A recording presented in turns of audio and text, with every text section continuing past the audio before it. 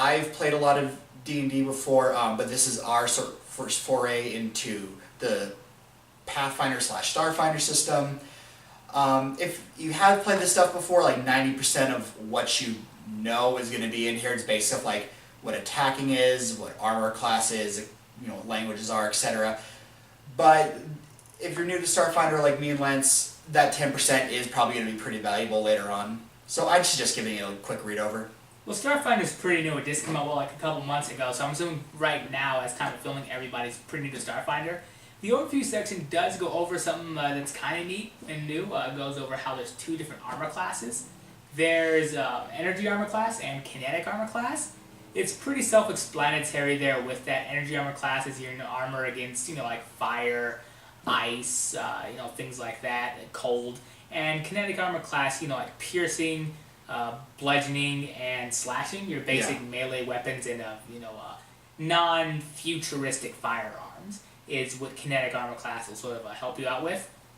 Again, it is really good to go over. It does sort of, at a glance, go over sort of, taking cover, how resolve points work, but that's pretty new, and how stamina points work as well. Instead of everything coming off of that big block of health, sort of pulls from your stamina reserve first, and your resolve points, which we'll go over in a later episode here for that.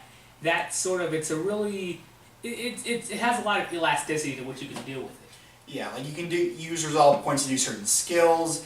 You can, if you have a certain feat, you can use a resolve point. So if you're down and so you drop to 0 hit points, you can use a resolve point to sort of instantly stabilize. You're still at, I think you're still at 1 hit point, but you're not like, you don't take that classic role playing. I got hurt. I'm going to take a hurt nap, and then the cleric wakes you up with a heal spell. You sort of stay on your feet and you keep fighting and firing and.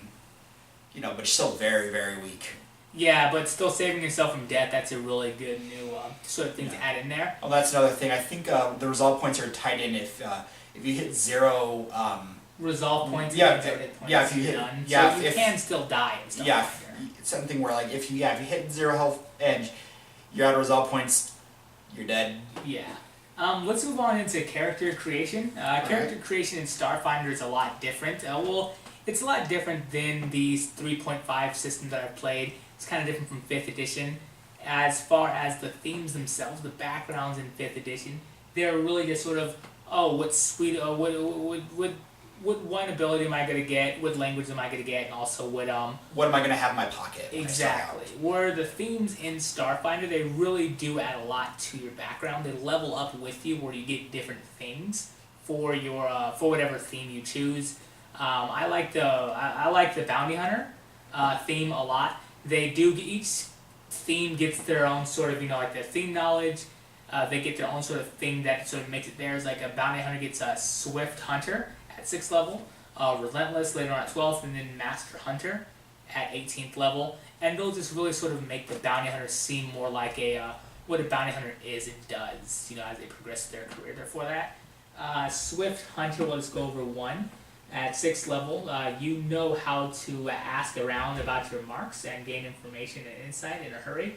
Basically, you are sort of, you're training to be Boba Fett, essentially, with this. Yeah. Where sort of you know how to look for people as, an icon or one of the other many themes there. They wouldn't exactly do that.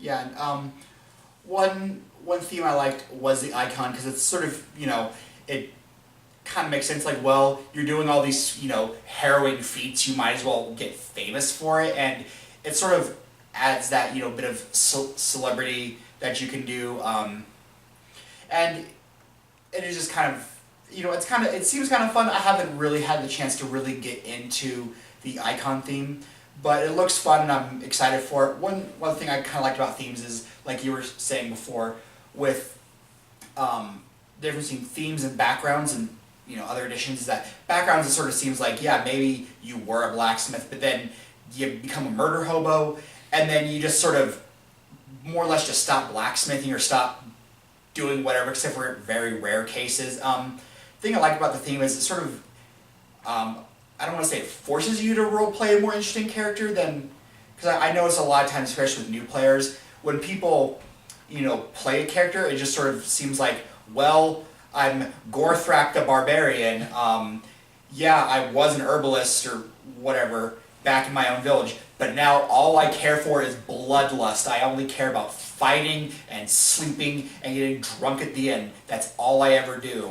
And themes in this edition, they do sort of, you grow with them. Like sort of the icon, you are going to sort of always carry that sort of affinity, if you saw Watchmen, that sort of dollar bill aspect to one of the characters in there, where sort of he was a superhero that worked for this bank franchise to get them, you know, notoriety and fame, sort of get customers in, and in return they gave him all sorts of, you know, steroids, and, you know, they sort of paid him to punch people in the face and things like that. So it grows with you.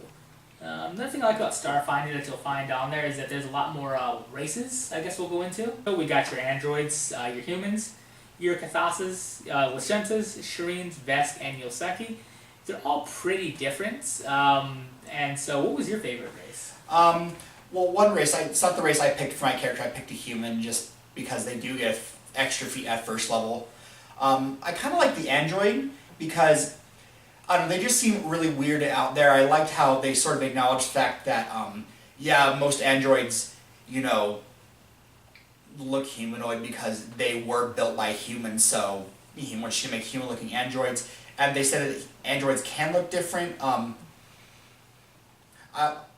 One, you know, nitpick with the android is I kind of wish that it sort of gave more guidelines for if you wanted to have an android that, you know, maybe said, hey, I don't want to have legs, maybe I want to have treads, or maybe I want to have, I don't know, like cool spider legs so you can, like, I don't know, climb on, you know, different terrain better, maybe. That's something that you can work out with your DM pretty easily though too, you know, like if you do want to say, you know, have like some sort of cybernetic implant or something, I'm sure if your DM's cool, Yeah. they could work with you on that. I mean, there is a section during equipment, which we'll gloss over later, where you can get cybernetic, you know, enhancements and stuff, but maybe just because, you know, just because you're an android doesn't mean you have to look like a human. But also, one other thing I found that was funny is they're almost sort of kind of like the hippies of it, but with a weird technological spin. Like, they have this whole thing where every 100 or so years they sort of kill themselves, so they sort of, you know, delete their program so a new soul can enter their body.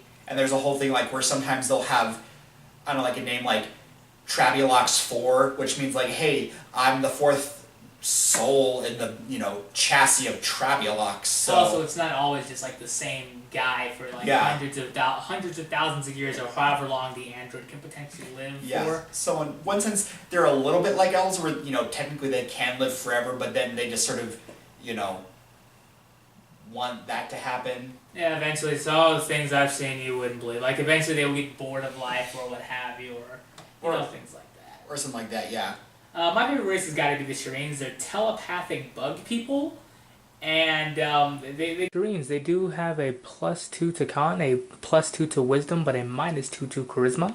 Again, they are telepathic bug people, and that will put a lot of people, your humans, your elves and whatnot, Your off of it. Shanta. Yeah, which is, you know, space elves. They are sort of off-putting to that. They're not the prettiest, but they get that 6 health points starting out at the first level, so they're pretty hardy, and they're pretty different than anything that I've seen in D&D at least, and in 3.5 especially, you had, you know, you could be undead, you could be dragon, you could be so many things.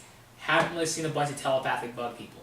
Yeah, and there's also some fun races like what are the rat race? Yeah, the Usaki. But yeah, it's just kind of funny how they're just sort of a race of little rat people. Yeah. And the Shanta, they're just sort of, they're kind of like a race of telepaths. They have like some antenna going on, so if you're a hardcore Trekkie, kind of like Andorians, but not so blue. Or if you saw the second Guardians of the Galaxy, the one that was living on Ego's planet, sort of like it sort of looks like kind of like that.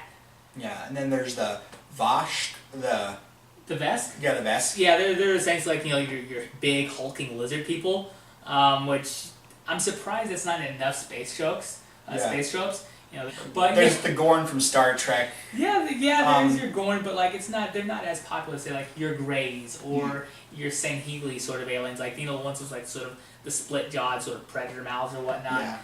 One thing I did like about them is that they said, hey, they're space lizards, they didn't give them space boobs. I respect them for it, and I appreciate that they didn't try to give them space boobs. That would have been really weird. Elder Scrolls, I love you. You're a fabulous franchise. Stop giving your lizards boobs. That's not how lizards feed their young. Please, it's weird. They're not mammals, but that's a whole I can different rant. I can talk about my hatred of lizard boobs all day. Yeah. They don't make sense. Classes, I guess? Yeah, let's... From lizard boobs to classes. Yeah, classes start at page 58. Envoy, which is again sort of more... They're kind of your spacebar, but also not exactly your spacebar. Yeah. In regards to they are going to be your primary face character. But that's where really the similarities between Envoy and Bard sort of end. Therefore that. You have your mechanic, who is... You'll want one of these on each of your ships that you'll get. They can make repairs. They have a drone that can either be a stealth drone or a combat drone. Yeah. They can have an implant in them that sort of is like sort of your Cortana essentially. You have your Mystic, who is sort of like your more passive spellcaster. You made a Mystic. Tell me a little bit about Mystic. I mean, yeah, we'll go over this in a separate video. But the Mystic, yeah, they're sort of your more traditional, like sort of purist wizard. I don't know, I mean, there's Wizard and the Technomancer. I mean, that's really up to you who you want to play. The difference is that the Technomancer, they sort of fuse magic and technology. Again, Mystics, they're just more pure wizard. That's where you're going to get more of your things like your healers, your Xeno-druids, your mind control guys. If you want to be a psychic person, there's a thing for a psychic person, but again, we'll cover all that later. I'm sorry, you're talking about them both being wizards. Which is the class that gives you that gives you magic missile? I hate you so much, it hurts Lance. Which is it? Technomancer. Yeah, it's Technomancer. So Technomancer is going to be your wizard. Mystic, they're a cool class. They're going to be your clerics. They're going to be your druids. Magic missile, wizards get the magic missile.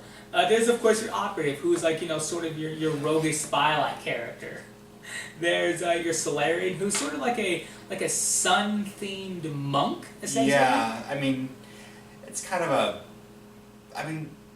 They're cool. Yeah, it's cool. I mean, they're not monks, but they're not They monks. get their power from... Not monks. They essentially get their power from the sun or some sort of star that they're attuned to, where they either get a stellar weapon or a stellar suit of armor. Essentially, it levels up with them.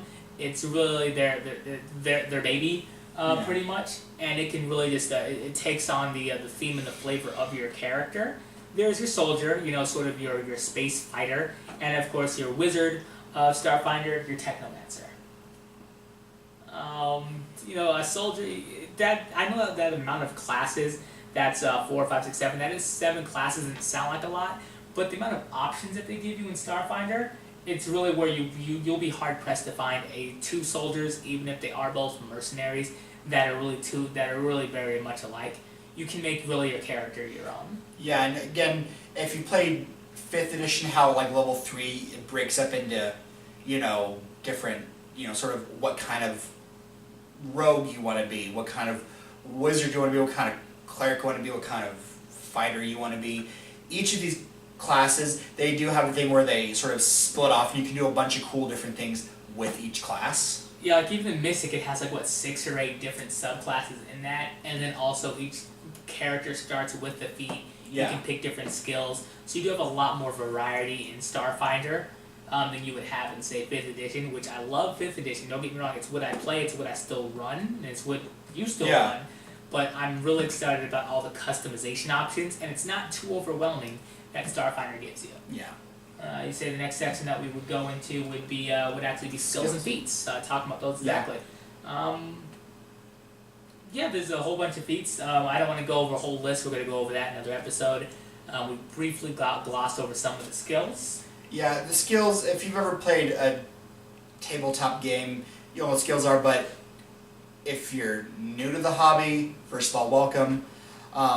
But yeah, basically they're just, certain things that sort of determine whether you can do a certain thing. Like, so if you're on a strange world and you see just like a weird nightmare animal that you've never, that the crew has never seen before, maybe A life science check. life science check from one of your party members could determine, oh well, that's a space chicken, or that's a Yeah, that's a displacer beast that just doesn't look like it because that's just not it's not native to the planets that we're from. So they'll look different. yeah, I like that these skills are very general in Starfinder, where you do almost have to make a case for your role. You can't just be good at something and just roll a d20 for it. Where if you say, for example, with the spell, I mean not with the spell, but with say medicine, for example, you're not going to know the physiology of each creature. You're not going to know what they're going to want and think of. So you're going to want to be proficient in medicine, but to really know what that creature is going to need, you might also need to make a life science check. Exactly, life science roll to sort of see, okay, is this thing going to work well with this antiseptic that I'm giving it, or is this thing going to die if I treat this a fire elemental the same as I would a human patient or a Vesk patient or so on. It seems like a lot of them really combined together to even have a story within just a simple roll of the die. Yeah. Feats? Feats are just, really cool abilities you get that will help you out. Like we said before, if you're human, at first level you get additional feats, so that's 2 whole feats. If you're not a human, sorry guys, you just get 1 feat. I mean, playing 5th edition, you didn't really start off with the feat, so that's still pretty big, where you do start off with this galvanizing thing where this is what my character does. Yeah, and like Lance said, it is a good way to sort of, sort of differentiate your character between, the other, like if you're a Vosk or Vask, Vesk. God, in my head, I'll never say that right. But yeah, so maybe, if you're just, heavy weapon toting Vesk, there's a whole myriad of feats that, can sort of make you, stand out from, the other horde of other Vesk that, are out there. Yeah, so I think that we should probably go into, do you just want to tackle equipment? Yeah, let's go to equipment real quick. So what's nice, like we said before, I'll just start with armor. So there is, like we said, there's 2 armor classes and just like one thing, how like in 5th edition Dungeons & Dragons was where it's like, well, this armor is this, and so it doesn't matter if you're getting hit with a sword, you're getting hit with, I don't know, some sort of magic, if someone's casting, like Ray of Frost on you. It was kind of weird how it's like, yeah, the armor that's going to protect me from a mace hit's going to protect me the same way as a magical Ray of Frost is going to protect me. It's one of those things where, if you're playing a character with a high armor class, you're just going to say, hey, whatever, not getting hit is not getting hit. But, so there's kinetic armor class, so basically, if there's anything, sort of just physical coming at you, so like a bullet, most, sort of melee attacks. There are melee weapons that are, they're called advanced melee weapons, they're powered, so there's weapons where it's like a chain sword. If you know anything about Warhammer 40k, it's going to be really cool. Maybe you make a guy with a chain sword. There's a quintessential, totally not a lightsaber laser sword. Yeah, so it's a plasma longsword. Oh yeah, yes, plasma longsword. Yes, it is. That is exactly what it is, and that's what I always think of when I think of just the typical of any sort of lasered sword or plasma longsword. Yes. One thing I do like about the armor that it goes over. Not everybody's the same size, the same height. Races may be similar enough. But say a armor worn by an android that's humanoid enough, or you can tell it's human in construction, it's not going to be able to be worn easily by a Saki or by a Shireen. You're going to have to pay to get that refitted. Yeah. You can't use it right away. So that would be a reason to go back to, say, Absalom Station, or at least have some sort of profession in tailoring or anything like that. And I know it might seem a really small niggling sort of thing, but it is something that is going to that's going to play a role if you do want to go that in depth of what's of how to of how to not just give things to your characters and have them just be the boss hoss of a campaign because they did kill your big boss and loot their body. Yeah. Starships next? Yeah, let's go about starships.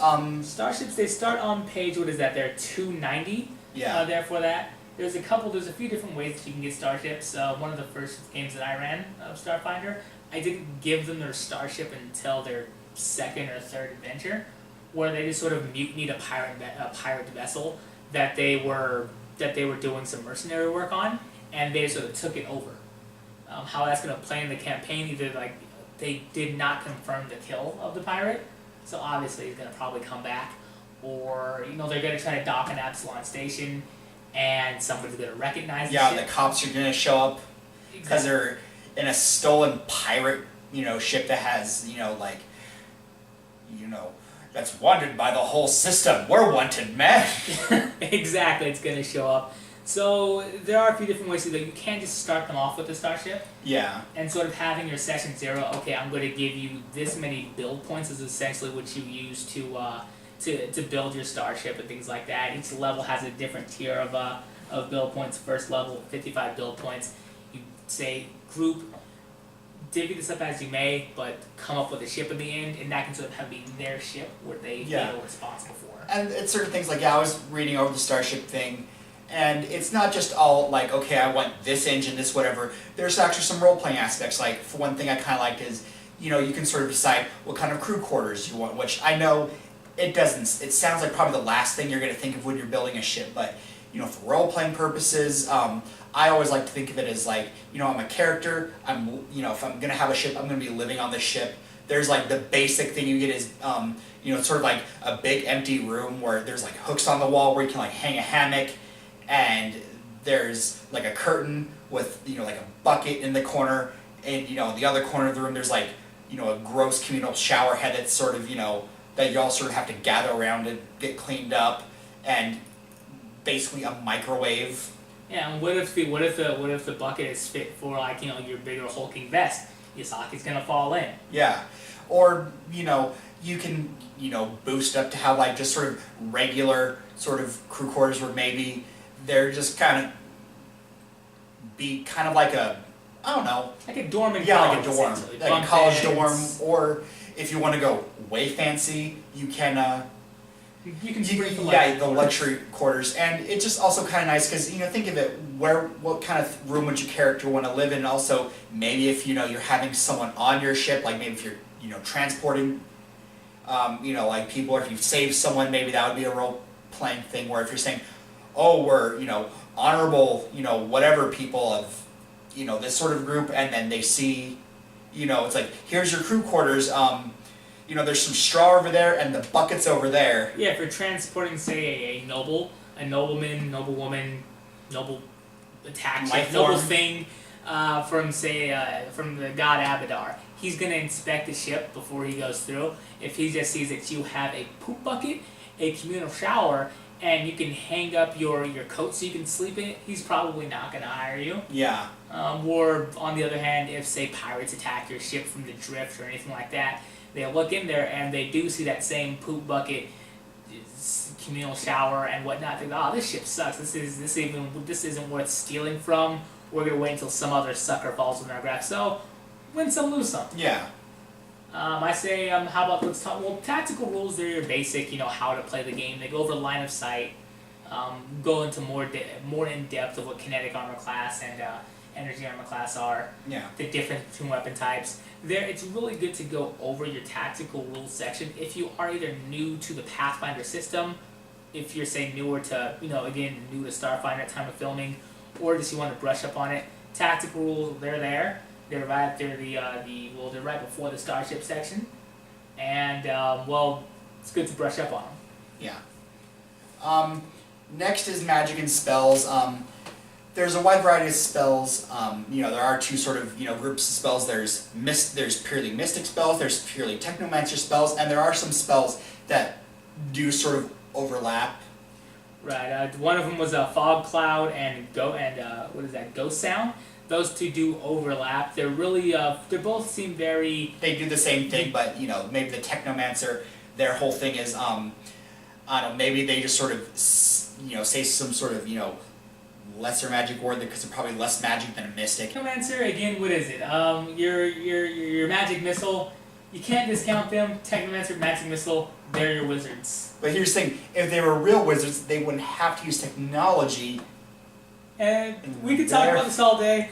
Technomancer is where it's at. If you for example, to flavor text your ghost sound for your Technomancer, instead of just having the sound coming from the ether, have it be coming from, the TV just sort of turns on and Fox News at 11 starts playing, or your Xbox. Or works, Alex Jones. Well, actually, speaking of that, really freaky. The other night I was just sitting here, eating dinner, and my Xbox turns on.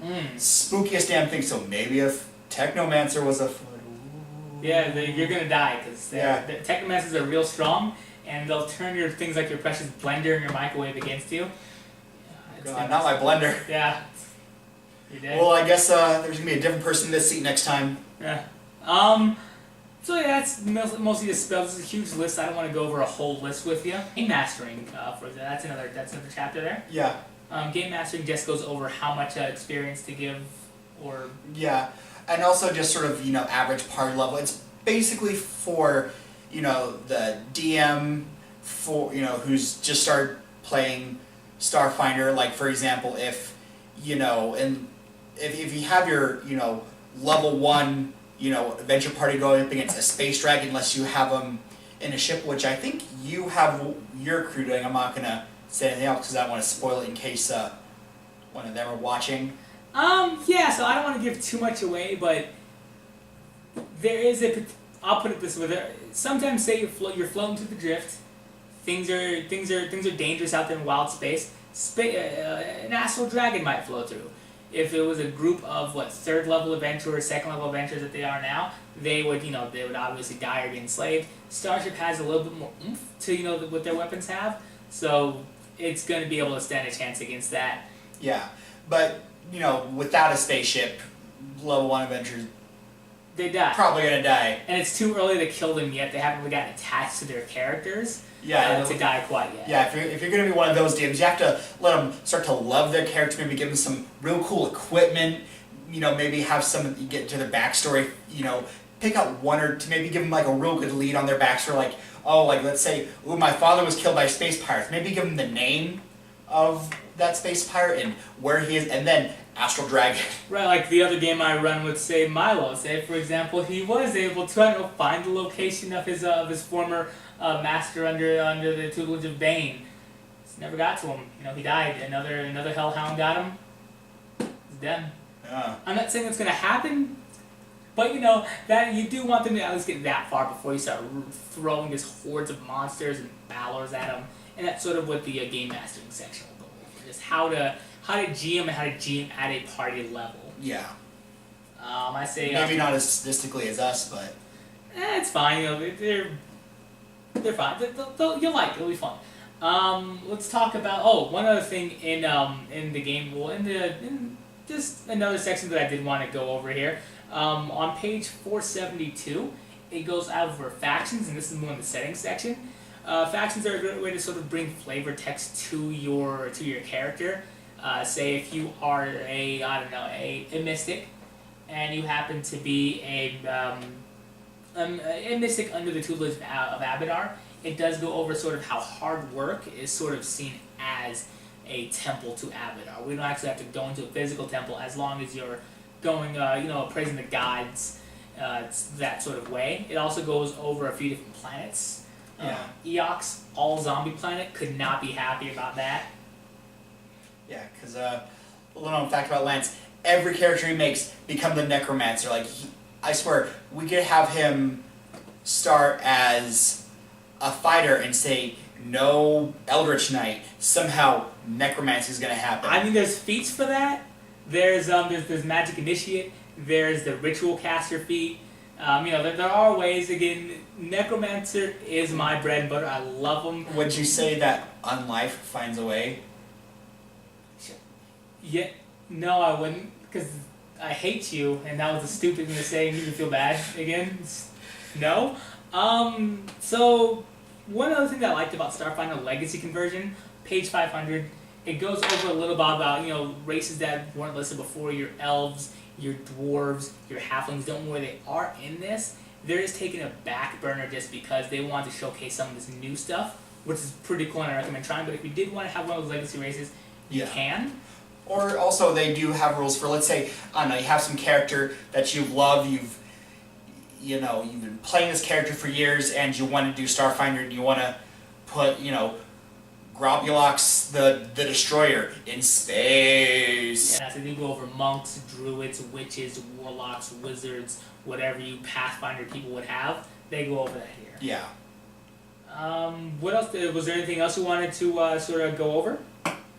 No, I think that was it. Hey, this is Evan from 20 Side Night. Thank you so much for watching our video. Please like, comment, and subscribe, and hope to see you next time. Have a great day.